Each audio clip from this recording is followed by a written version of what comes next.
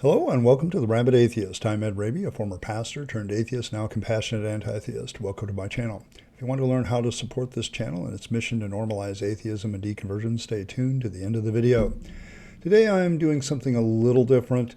I have, as a former minister, I have not really looked at preachers that much and reviewed them. I think part of it is getting over my own religious trauma about the church and everything else, but I also have a little PTSD when it comes to the church. I've had my livelihood and my personage threatened inside the confines of a church, so there's that element, plus the whole deconversion, being indoctrinated thing that's more of a religious trauma thing. I've always kind of avoided this because every time I react to a preacher, they usually go inside a church, and sometimes that's not really a good thing. If I can't really tell that it's a church, it's usually all right, but a lot of times these preachers are inside a church and you can tell, there's a cross in the background or stuff like that. So I've kind of avoided this. But I think I'm going to start doing it a little bit as a way to kind of help myself get over some of these barriers for myself personally. So, but also I think they'll be helpful to you, because I think a lot of you deconverting, you heard your old preachers and the message and everything. Why doesn't this make sense, in the back of your head? And I want to break down basically how all preachers are basically salesmen. And I also want to, kind of deal with the idea that whenever I've heard a pastor since, and I've had to every once in a while to do stuff on this channel, there's always something biblically wrong with what they're saying because of the nature of the Bible. So, So let's kind of look at another preacher. And today I'm going to start with Charles Stanley and his sermon on 3 barriers between you and God. Charles Stanley died last year in 2023, but his sermons live on, and he has, of course, his own ministry, still has his stuff, and he has devoted follower pages, so a lot of his sermons are out there everywhere. But I want to demonstrate here is how all preaching is inherently a sales pitch, or part of selling the gospel process. In this particular case, Stanley is dealing with the age-old problem of this relationship with God I am supposed to have isn't working. What's the problem? What he is going to demonstrate is the classic huckster snake oil salesman technique of blame the customer. But he is also going to use it as an evangelism technique, kind of sideways. I want to review what would stand as a 5-minute sermon on the topic called 3 Barriers Between You and God, but I'm going to let him start things out. There are 3 barriers. So you might want to jot these down. There are 3 barriers. Yeah, I feel this is part of reinforcing techniques now. As a former teacher, getting my kids to take notes while I was talking did a couple of things. It reinforced the lesson, but also focused their attention. A lot of preachers do this. It's a minor point, and I will let it go for the most part because a lot of different people do it. But in preaching, the preacher is also using it to say, this is important, focus on it, and he wants to emphasize it and make sure people get it down as an emphasis. So he's kind of reinforcing something and emphasizing its importance. I also have to say at this point that Charles Stanley always impressed me as a former preacher with his presentation. He's very good at his presentation. He's a Baptist minister, so getting highly emotional is probably not in his creed. That's more the aspect of a Pentecostal or a younger minister. And as an older minister, he always wore a suit and a tie and the whole thing to increase his respectability. He carries himself on the platform with a very dignified manner, and his staging in the church, you have to be really impressed with. He's got impressive columns in the background, a picture of a world. When you see different pictures during the sermon of the church, it's like impossibly clean, like somebody with a superpower cleans the church. His posture is very good, even for an older man. His speech is very slow, very deliberate. All this adds a high degree of respectability to his staging and presentation. He is not high energy because of this, because he is older and he is kind of a Baptist minister. Not all Baptist ministers are low energy, but a lot of them are. But he more than makes up for that with his very dignified preacher approach. But really, let's get to the meat of all this, what he's going to say. And here's the first one. It is pride. We don't pray because I can handle it. We don't ask him, I'll work it out. It's pride. The reason people don't get on their knees, except their physical things sometimes, is pride. How can you be too prideful to get on your knees to holy, righteous, sovereign God? Every breath you have is a gift from Him. Somebody says, I don't need to get on my knees. No, you don't. You don't need to honor God. You don't need to reverence God, but you get what comes with that. It is pride that keeps us off our knees. Pride that keeps us in sin. In other words, we'd rather have a relationship with somebody than God. We'd rather have this, that, him, her, and the other than God. It's pride. Yeah, this is both salesmanship of the product and a follow-up at the same time. The problem I have always had with this line of thinking is preachers will also preach other messages along the lines at times of something going like this. You need to grow up and do things God has told you to do instead of waiting around as well. They'll add those kind of sermons into it as well. The main issue, of course, I have with this is we have opened the door to also I am humbler than you type of pride instead. The Christian looks at the non-Christian and says, I've humbled myself before God and you have not. Internally, it gives people in the church some way of comparing each other to each other with the notion that some people are more humble than others because they are more submitted to God, that they have set aside their pride more than other people. And they take a great deal of pride in it without realizing that that's what they're doing. You know, I'm just being more humble than the rest of you. If you haven't figured this out yet, I would say that pride is kind of inherent to humans and can be expressed in a lot of different ways. It's more probably properly taught as ego. And Stanley here is talking about getting rid of pride while at the same time appealing to the ego of being able to say you've humbled yourself before God and did it more than others. Yes, this is confusing in a deliberate manner when it comes to the Christian message of the gospel. You had the humility to come to Christ and others did not is a great ego trip. You have the truth and others do not is another great ego trip. I never realized how arrogant I must have sounded with the whole I'm more humbler than you because I'm submitted to God line until I left the faith and heard it coming from somebody else. The second thing is rebellion, sin. As long as there's sin in their life, there's no intimacy with God. When people say, well, I pray, but nothing happens. I pray, but God isn't answering me. I pray, and then you need to look at yourself and ask yourself the question, God isn't the problem, you're the problem. There is no intimacy where there is rebellion. Now think about this. You have to think about your own relationships. Can you have an intimate relationship with a husband or wife who's just rebellious against you? No, you cannot. You can't have an intimate relationship with your children if they're in rebellion in their life. Yeah, the sin and rebellion thing. It's very convenient to have the initial stated human problem to be the same shtick you pull out every time someone has a problem with their walk with God. But the way Stanley does this is absolutely diabolical. By putting it in the context of relationship, what he is saying is that only abject submission will lead to a good walk with God. Or, the way he puts it, will lead to a good relationship with anybody. But how could you ever know that you have reached that point? As a huckster technique, sin has got to be one of the best made-up problems ever. Because as a preacher, it is always your go-to and your bag of tools, no matter what the question is. To always assume that there is a problem with the customer because of sin must be a great boon in producing and protecting the value of your product. But this leaves the problem in the gospel is supposed to be in itself the solving of the problem of sin. You know, Jesus dying on the cross paid it all and solved the problem of sin. But then you customer blame and tell them that they need to get rid of the sin in their life for the gospel that's supposed to be the thing that gets rid of sin to work. But once again, isn't the gospel the cure to the problem? But then the person has sin, so the gospel doesn't work. Once again, a great huckster tool this sin thing is.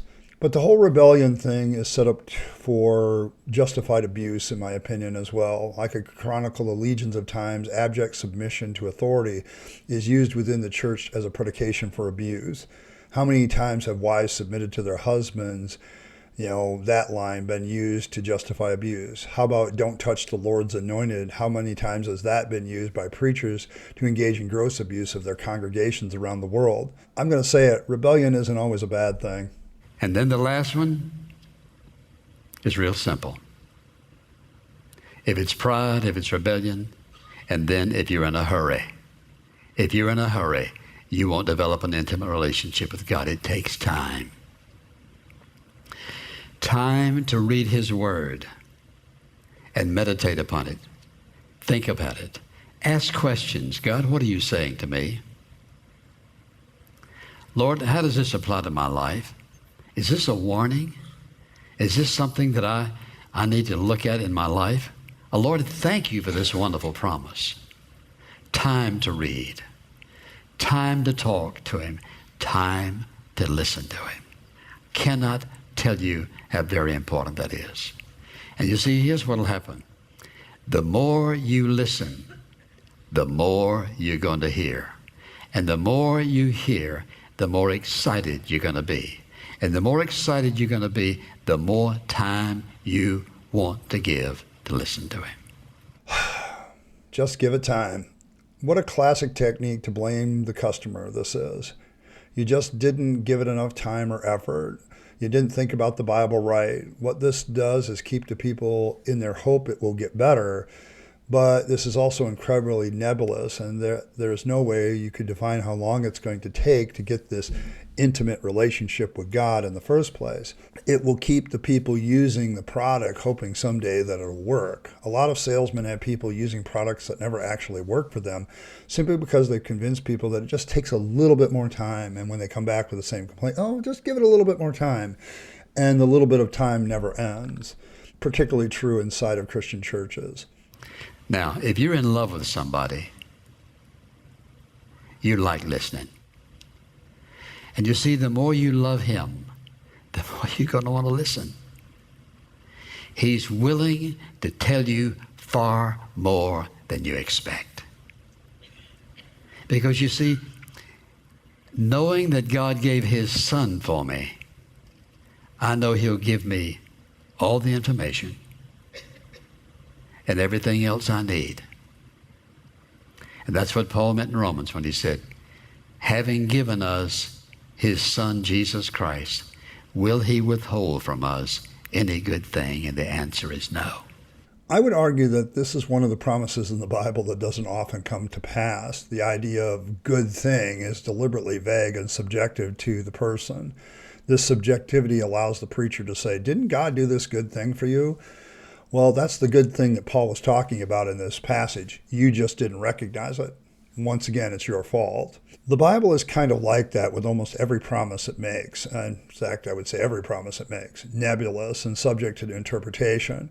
So they can always turn back on you as to being the cause of why it didn't come to pass. If you have this feeling that the promises of God are not coming to pass, well, that's really your fault, or you didn't recognize that it did come to pass. And when you do say that it came to pass, it's so general that, it could really be anything. Maybe the god Odin did it and not the god Yahweh. You don't really have proof. You just kind of connect the good event with the promise of God in the Bible post hoc.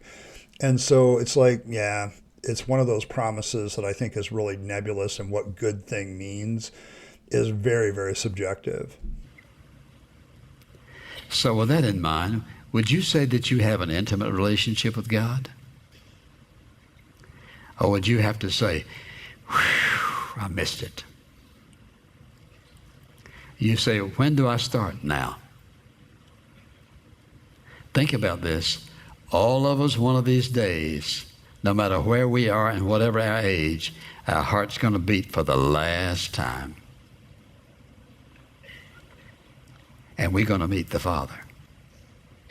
Is He going to be a stranger to you? Oh, fear factor technique. If you give up on the product, then watch out. There's going to be a bigger problem later. The fear of death is one of religion's go-to techniques. You better be ready for the afterlife, an afterlife for which there is no evidence it even exists. But we are going to sell you the original idea with another idea that plays on your fears. P.T. Barnum would be proud. Or do you want to have the kind of intimate relationship while you're here in this life, whereby your life can impact the people around you?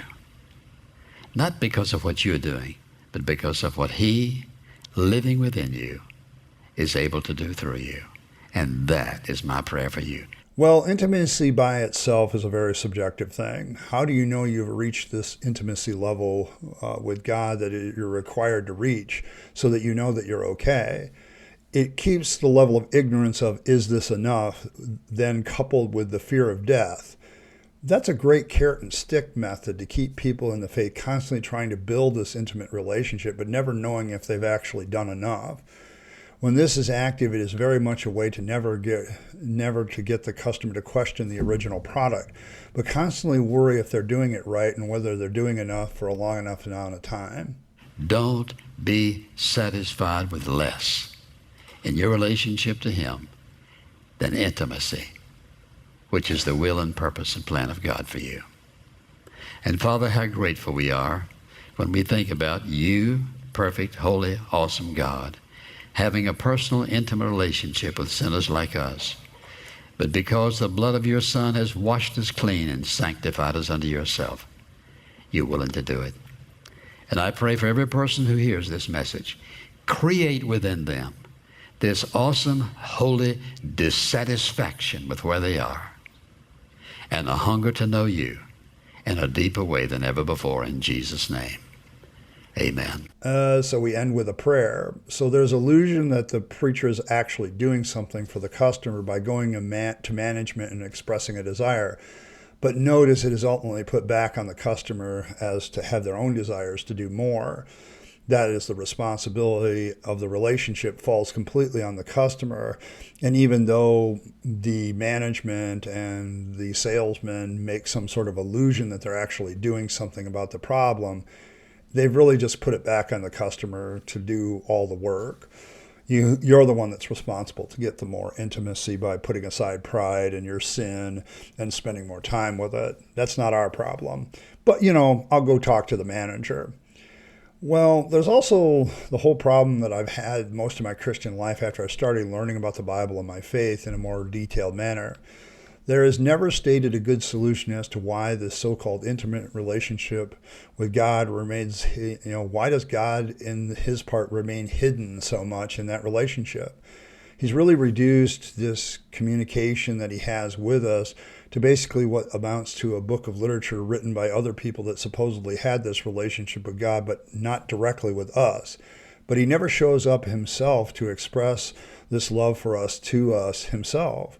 It always feels like a long-distance relationship, and these are problematic at best, and an all-knowing God would know that and try to come up with some ways to go beyond the Bible to kind of improve this idea of an intimate relationship.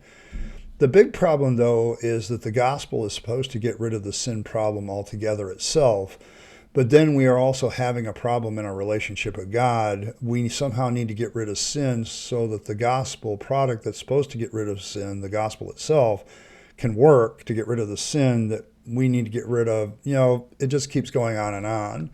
It is one of the most ironic problems I ever ran into in discipling people, is to say that the product that will completely solve your problem, but it won't unless you get rid of part of the problem so it can take care of the problem for it to work. It's really a lot of double talk when you really get down to it. And I think a lot of preachers and other people do this double talk all the time when they talk about sin and salvation, particularly Protestants. But the whole thing is ultimately engaging your ego. I mean, if you follow Charles Stanley's advice, you'll be humbler than everybody else, putting aside your pride. You'll be less rebellious, and you'll be spending more time building your relationship with God compared to others. This is all something which you can engage your ego. This is why I say that religions inherently engage and reinforce ego, and that leads to problems because then you start thinking you're better than everybody else. Now you can say the gospel is working because you have less pride, you're less rebellious, and you spend more time with it.